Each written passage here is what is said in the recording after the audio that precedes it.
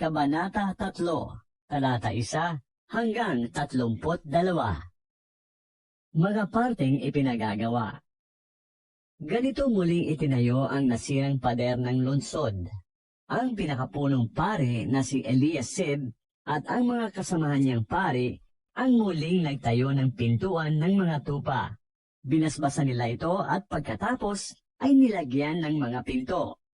Binasbasan din nila ang pader hanggang sa tore ng Sandaan at sa tore ni Hananel. Ang kasunod na bahagi ay itinayo ng mga taga-Jericho. Si Zakur na anak ni Imri ang nagtayo ng kasunod na bahagi. Ang gumawa ng pintuan ng isda ay ang angkan ni Hasinaa. Nilagyan nila ito ng mga posteng pahalang, mga pinto at mga bakal na pangkandado. Ang kasunod na bahagi naman ay ginawa ni Meremot na anak ni Urias at apo naman ni Hakoz. Ang gumawa ng kasunod nito ay si Mesulam na anak ni Berekias at apo ni Mesezabel. Ang kasunod nito ay ginawa naman ni Zadok na anak ni Baana. Ang kasunod na bahagi ay ginawa ng mga taga-Tekoa, ngunit ang mga maharlika ay tumangging gawin ang mga iniatas ng mga namamahala. Ang muling nag-ayos ng pintuang luma ay sina Joyada na anak ni Pasea at si Mesulam na anak ni Besodias. Sila rin ang naglagay ng mga posteng pahalang, mga pinto at mga bakal na pangkandado. Ang kasunod nito ay ginawa ni Melatias na taga-Gebion at Hadon na taga-Meronot at ng mga taga-Gebion at Mispa, hanggang sa tirahan ng gobernador ng lalawigan sa kanluran ng Euphrates. Ang kasunod na bahagi ay ginawa ni Oziel na platero, anak ni Harhaya.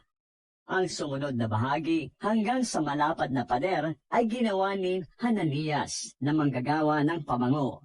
Ang kasunod na bahagi ay ginawa naman ng anak ni Hur na si Refaias, pinuno ng kalahating distrito ng Jerusalem.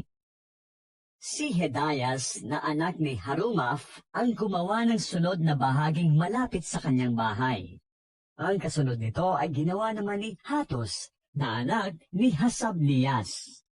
Ang bahaging kasunod hanggang sa tore ng mga hurno ay ginawa ni Malkias na anak ni Harim at ni Hasub na anak naman ni Pahat-Moab.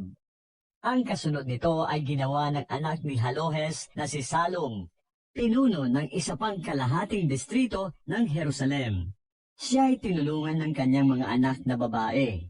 Ang pintuan ng libis hanggang sa pintuang papunta sa tapunan ng basura ay itinayo ni Hanon at ng mga taga-Zanoa.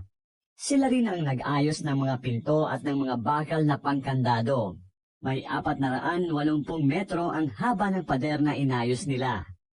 Ang pintuang papunta sa tapunan ng basura ay inayos ng anak ni Rekab na si Malkias, pinuno ng distrito ng Beth Hakerem. Siya rin ang naglagay ng mga pinto at ng mga bakal na pangkandado. Ang nag-ayos ng pintuan ng bukal ay ang anak ni Colhoze na si Salom, pinuno ng distrito ng Mispa. Binubungan niya ito at nilagyan ng mga pintuan at mga bakal na pangkandado.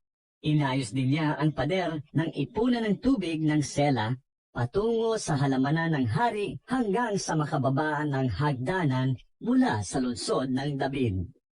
Mula naman doon hanggang sa tapat ng libingan ni David, ipunan ng tubig at ng himpilan ng mga bantay, ang nag-ayos ay ang anak ni Azbuk na si Nehemias, pinuno ng kalahating distrito ng Beth-Sur.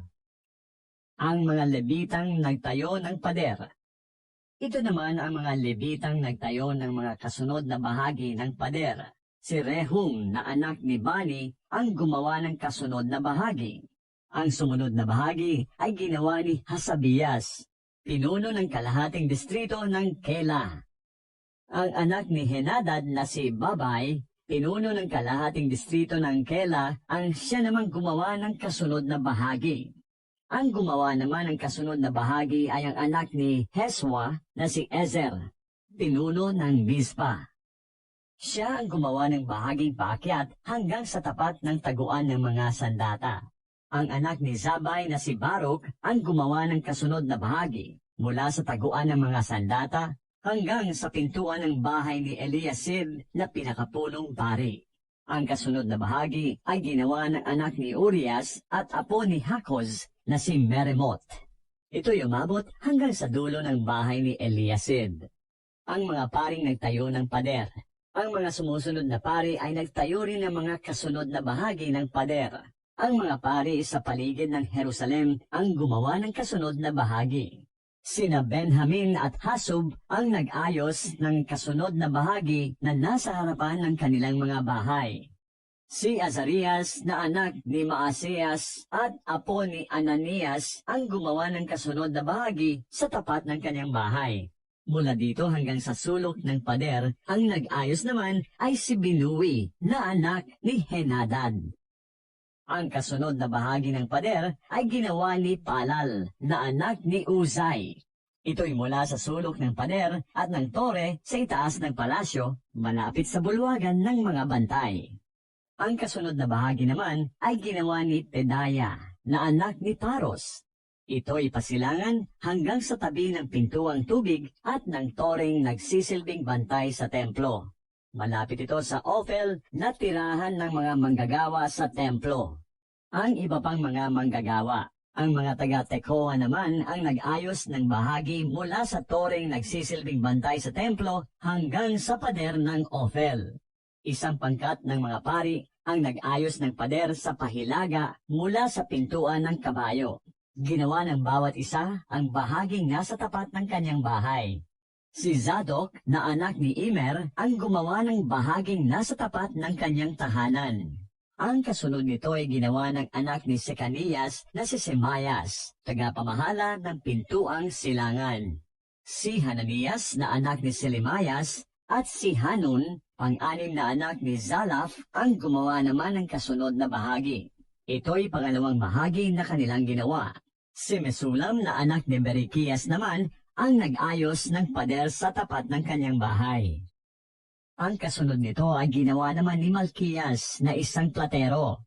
Ang ginawa niya ay umabot hanggang sa bahay ng mga katulong sa templo at ng mga mangangalakal. Ang bahaging ito ay nasa tapat ng pintuang bantayan malapit sa silid na nasa itaas ng hilagang silangang kanto ng pader. Mula naman dito hanggang sa pintuan ng mga tupa, ang mga platero at mga mangangalakal ang nag-ayos ng pader.